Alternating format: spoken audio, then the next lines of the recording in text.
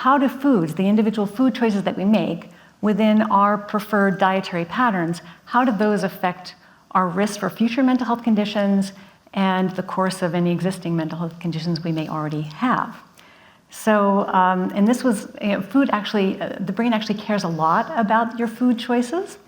And that's not something that I would have thought about when I was in medical school or residency.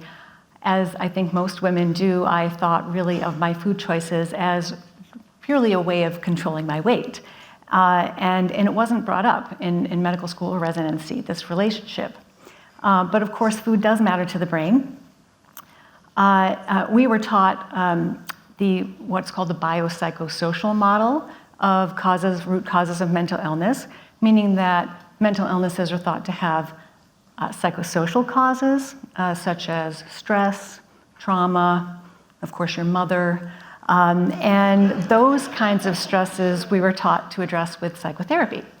And we were taught that the biological root causes of mental illnesses were largely neurotransmitter imbalances, chemical imbalances in the brain.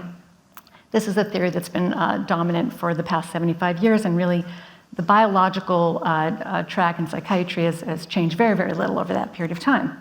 Now, it's not that neurotransmitter imbalances don't matter, they do, and it's not that the medications that address these neurotransmitter imbalances can't help sometimes. They certainly can help sometimes. It's just that they really fail most people.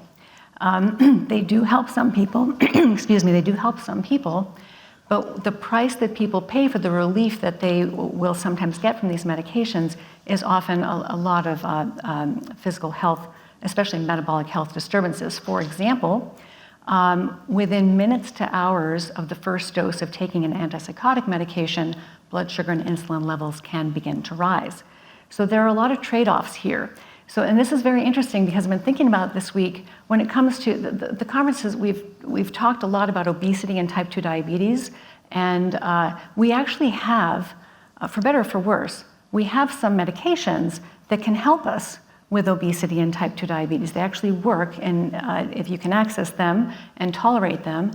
We really don't have, for most people, any good medication solutions for mental illnesses.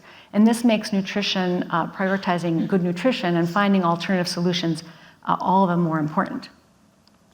So medications are important. I still use them in my practice, even though I'm a nutritional and metabolic psychiatrist. They have a really important place to play, a role to play. But I've become convinced very strongly that the most powerful way to change brain chemistry is through food, because that's where the brain chemicals come from in the first place.